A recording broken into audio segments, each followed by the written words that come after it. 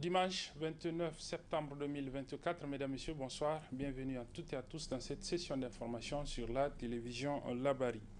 Un journal qui sera essentiellement consacré à une rétrospective des faits qui ont marqué cette semaine qui s'achève.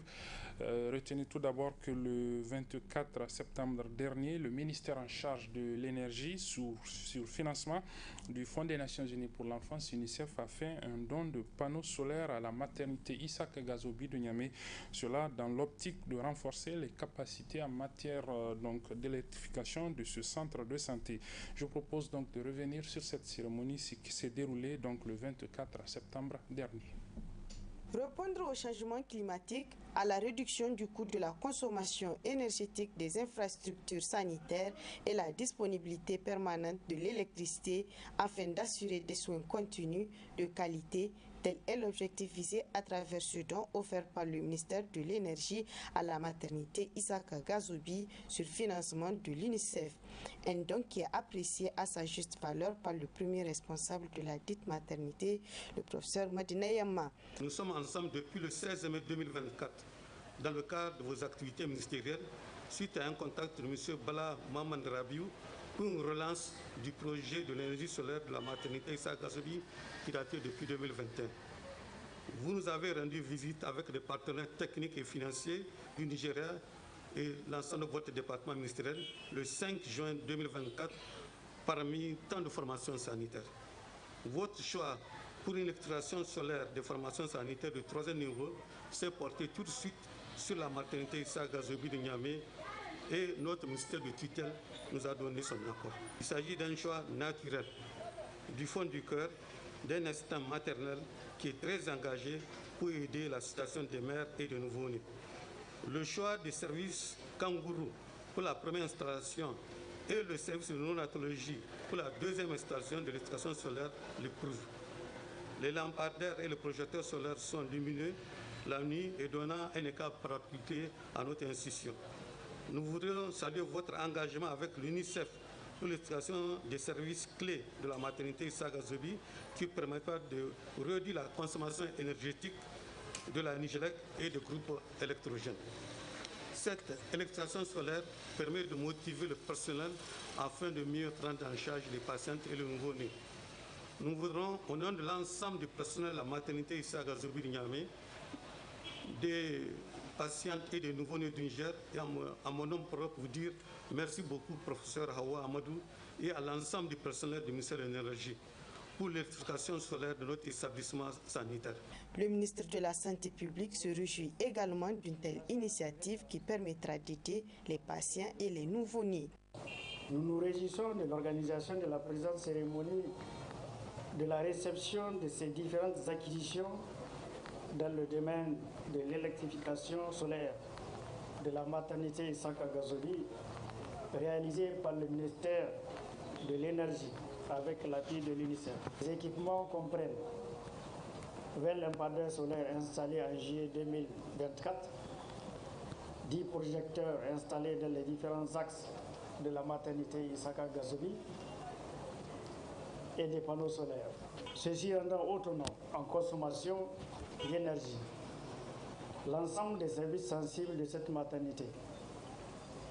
Ce dispositif solaire contribuera à la réduction du coût de l'électricité au niveau des 7 structures nationales de référence en matière de la santé, de la mère et de l'enfant. Pourquoi le choix de la maternité Isaka Gazobi, élément de réponse avec la donatrice. Cette visite de la maternité Gazobi, orientée sur la solarisation de la maternité, en est une preuve et elle s'aligne parfaitement sur les préoccupations et défis d'aujourd'hui et même dans le futur énergétique de nos infrastructures communautaires, sanitaires, urbains et périurbains. C'est ainsi qu'il est important pour nous d'intensifier ces efforts pour encourager tous les acteurs du domaine vers une politique d'utilisation de nouvelles sources d'énergie propres, telles que les énergies renouvelables, pour soulager et réduire la facture de la consommation d'énergie électrique. D'ores et déjà, on peut le constater que la maternité a certainement encaissé une réduction dans sa facture de consommation à la Nigélec. ce qui lui permettra de faire des économies face à ses multiples dépenses quotidiennes. Les sanctions nées des événements du 26 juillet ont fait ressortir le problème crucial de disponibilité en énergie électrique dans les établissements sanitaires et de notre capitale. Ces coupures intempestives d'électricité perturbent gravement le système sanitaire, le circuit pharmaceutique et le circuit de distribution d'eau potable, affectant durement la santé de milliers de foyers. Mais grâce à la résilience des populations nigériennes, à l'ingéniosité des membres du CNSP et du gouvernement, à travers les mesures urgentes sectorielles mises en place par le ministère de l'Énergie, les autorités actuelles ont pu atténuer l'impact de la suspension de cette énergie électrique par le Nigeria. La remise des témoignages de satisfaction suivie d'une visite des locaux a sanctionné la cérémonie. Au cours toujours de cette semaine qui s'achève, l'ONG Oxfam, en collaboration avec le réseau nigérien des organisations pour la transparence et l'analyse budgétaire ROTAB, ont procédé au lancement des appels à propositions auprès des OSC de notre pays. Donc, appel à proposition de projets pour le renforcement et l'accompagnement de ces OSC pour une gouvernance inclusive et une redevabilité. Il y a eu donc à cet effet sur l'ensemble du territoire national donc des cérémonies de lancement de ces appels à proposition. Je propose de revenir sur l'étape de Zender qui constituait en même temps la dernière étape de ce lancement des appels à proposition dans le cadre du consortium Oxfam-Rotab. Zender constitue la dernière étape du consortium Oxfam et Rotab destiné au lancement de l'appel à proposition dans le cadre du projet renforcement et accompagnement des organisations de la société civile pour une gouvernance inclusive et redevable réagir, un projet financé par l'Union européenne et mis en œuvre par Oxfam et Rotab. Ce 25 septembre 2024, la mission a rencontré les représentants de plusieurs organisations de la société civile de Zender pour donner l'information sur les lignes directrices de l'élaboration des propositions tout en respectant les différents critères. Nous sommes heureux d'être aujourd'hui à Zender, qui constitue, comme l'a dit M. Hanoukou, la dernière étape. Il s'agit pour ces missions-là de donner l'information. Il y a également la présentation du projet même, juste un PowerPoint de quelques slides. Je vous invite vraiment à bien suivre, mais bien sûr, et l'appel est en ligne sur Niger Emploi. Et je sais qu'aujourd'hui, ça est en train de circuler à travers les réseaux sociaux. C'est une occasion en or pour mieux comprendre les documents qui circulent sur les réseaux sociaux ces derniers temps à Zender et avoir des réponses par rapport à des questions soumises aux représentants de Oxfam et Rotab de Zender. Le chef de base Oxfam Zender souhaite que la ville soit bien représentée. C'est un challenge pour nous et je vous invite à ce défi. C'est un certain nombre de SC qui seront sélectionnés au plan national. Je souhaiterais que Zender fasse la une comme d'habitude. Je souhaiterais que Zender se démarque du lot comme d'habitude et que vous gagnez le plus gros lot en nombre et en budget. Donc vraiment c'est un challenge d'analyser, de réfléchir et surtout de faire des propositions innovantes. Parce que ce qui peut cliquer l'œil d'un évaluateur, c'est le caractère innovant de votre dossier. Nous avons atteint un stade où on a dépassé le surplace. Assurez-vous que dans tout document que vous allez proposer, il y a quelque chose d'innovant dans votre... Et c'est ce qui va vous démarquer du lot. Donc je ne vais vraiment pas vous apprendre comment élaborer un dossier, mais je vous invite à plus de rigueur dans le développement de vos différentes propositions, parce que les évaluations qui seront faites seront rudes. Il y aura des centaines et des centaines de dossiers qui seront évalués et peut-être un certain nombre, 50 ou 60, je ne sais pas, le nombre vous sera donné ultérieurement, qui seront choisis et qui vont bénéficier de ce lot. Donc pour pouvoir être dans ce lot, il faudrait vraiment sortir du lot, il faudrait proposer quelque chose de qualitatif, de très conséquent, de très clair et qui contribue justement aux différentes politiques nationales en matière de développement. Quant aux représentants de l'Union européenne, en lançant officiellement cet appel à proposition, a exhorté les organisations de la société civile de Zender à participer activement à cette compétition nationale. Je ne douterai point de votre capacité à participer à cette compétition nationale. comme venait de le dire le représentant local de Oxfam, c'est une compétition à l'échelle nationale et je vous souhaite bonne chance et je déclare en tout cas lancer la rencontre sur la présentation des lignes directrices de l'appel à proposition qui vous sera présenté. Et effectivement, l'occasion vous est offerte, séance tenante, de vous éclairer sur les questions que vous poserez sur place, mais également vous indiquer pour la garantie de la transparence de cet appel à proposition. Le comité d'évaluation sera présidé par la tutelle des organisations non gouvernementales, le ministère de l'Intérieur. Nous y prendrons part à l'évaluation, y compris Oxfam et Rotab. Le présent appel à proposition a pour objectif général de renforcer les capacités des organisations de la société civile dans leur rôle d'acteurs du développement au Niger. Et il a pour objectif spécifique de renforcer les capacités institutionnelles, organisationnelles et opérationnelles des organisations de la société civile présentes dans les 7 régions du Niger et la ville de Niamey. Et surtout, accompagner et soutenir des organisations de la société civile pour la mise en œuvre opérationnelle, efficace et professionnelle dans leur activité et dans leur rôle d'acteurs du développement au plan national. La Société nigérienne de chirurgie orthopédique a tenu cette semaine son congrès au niveau son congrès annuel, un congrès qui s'est tenu jeudi et qui a pris fin qui s'est tenu plutôt mercredi et qui a pris fin jeudi dernier. Au cours de ce congrès, la clôture notamment, il a été mis à profit pour présenter un groupe de jeunes chirurgiens orthopédistes qui sont sortis de formation. Retour sur cette cérémonie de clôture de l'assemblée du congrès plutôt de la Société nigérienne de chirurgie orthopédique dans cet élément.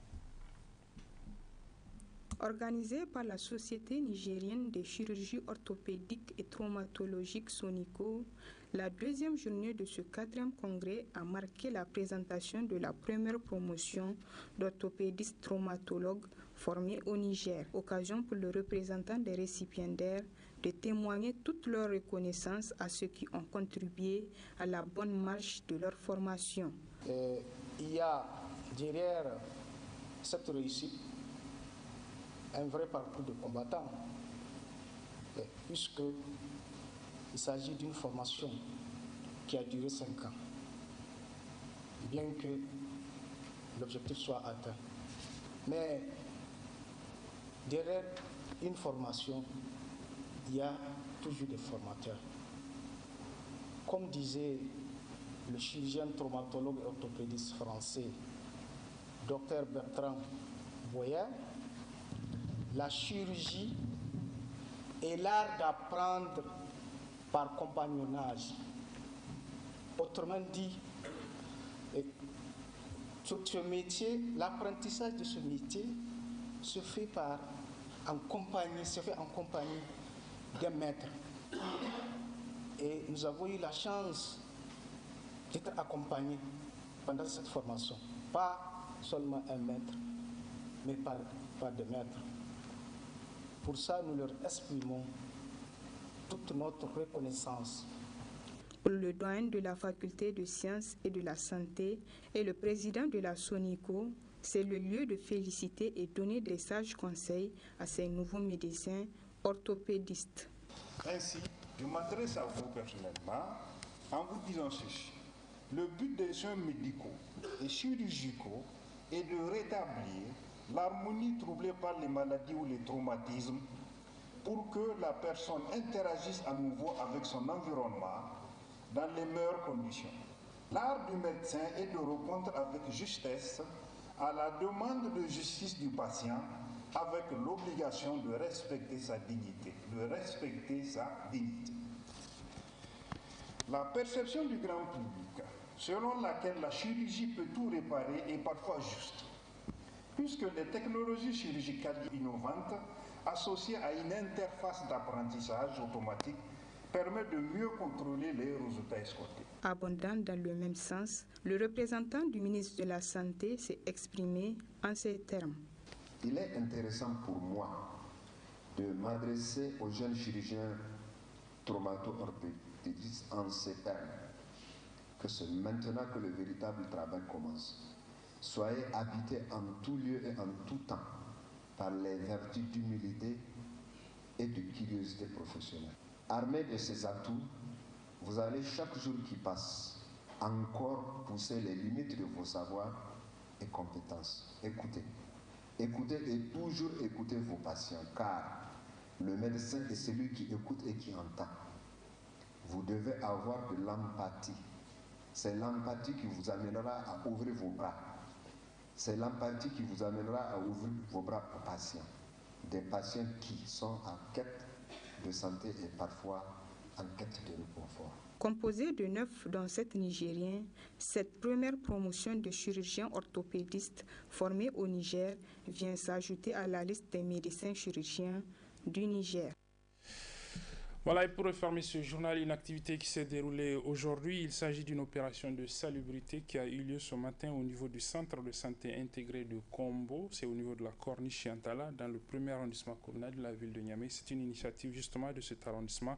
Résumé de l'activité avec nos reporters Nasser Seydou et Ismaël Moumouni. Munis de balais, râteaux, bourrettes et autres, appuyés par des pelleteuses et autres engins d'assainissement fournis par l'arrondissement communal Niamey 2, ces hommes, femmes et enfants ont pris d'assaut le centre de santé intégré de Kombo, situé à la Corniche Yantala, afin de le débarrasser des ordures qui le menacent d'effondrement. Toutes ces personnes ont participé activement à cette séance de salubrité à la suite d'un appel de la mairie de la commune 2.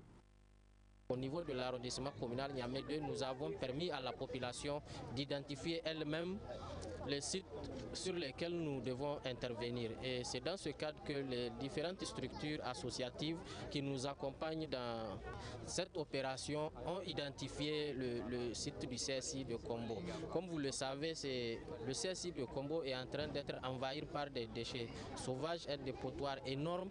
Et nous avons demandé à toute la population de l'arrondissement communal Niamey 2 de se converger vers le quartier Kombo, précisément au niveau du CSI, pour qu'on puisse sauver ce CSI en dégageant l'ordure. C'est avec leurs propres moyens qu'ils ont fait cette mobilisation.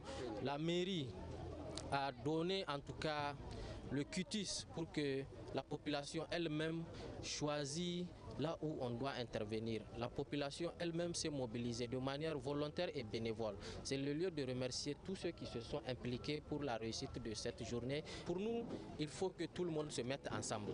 Et vous avez vu, des gens sont venus de tous les quartiers du 2e arrondissement pour venir ici à Kombo. C'est ça la solidarité que les plus hautes autorités prônent.